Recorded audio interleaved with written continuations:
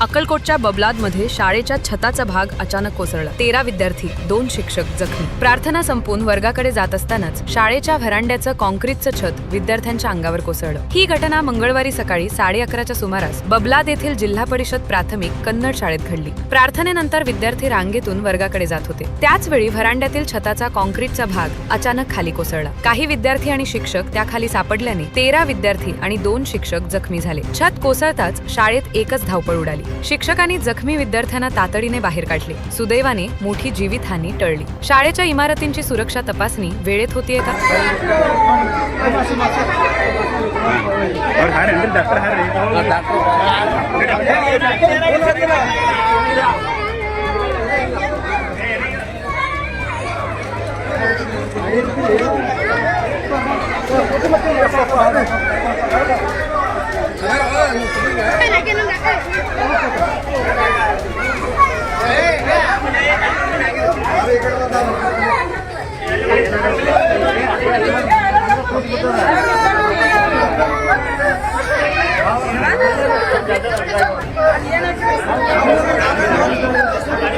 sir ते पण पहिले